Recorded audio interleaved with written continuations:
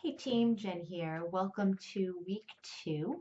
This week we take a look at the issue of motherhood in texts ranging from the 16th century all the way through the 20th century. You'll notice that this week our readings are incredibly diverse. They really cover large territory in terms of their exploration of motherhood. We begin with Marjorie Kemp's um, explanation of her caretaking of her husband, and we go through Charlotte Perkins Gilman's The Yellow Wallpaper, and two very different articulations of motherhood there. We also look at a poem by Gwendolyn Brooks called The Mother, which takes into consideration the aspect of unborn children. We also look at Ama Ata Aidu's The Message, which is kind of this lighthearted, funny, dialogue ridden um, story about a daughter and her mother, and then the daughter becoming a mother. So it's very different than the text that came before. And the one text that brings all of these readings together is Barbara Welter's essay, The Cult of True Womanhood.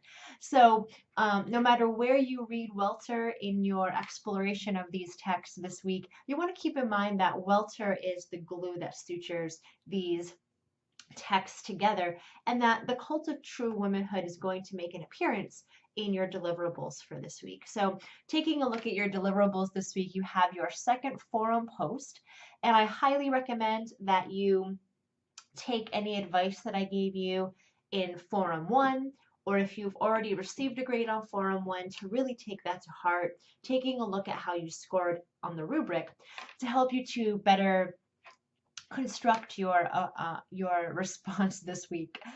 Your second deliverable is your first reading quiz for the term, and I want to tell you a couple tips for how to perform well on the reading quiz. So the reading quiz is an opportunity for you to show that you've been thinking critically about the text. There'll oftentimes be some multiple choice in there, but most often what you're going to see is some short answer or some short essay questions.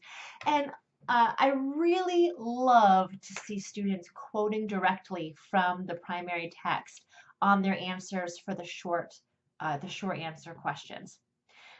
So make sure that you have your books in front of you when you take these quizzes, and make sure that as you're reading, you're close reading and you're marking up salient passages and you're taking notes in the margin so that you know exactly where you can bring in some logos from the text. So that's my key tip for you this week.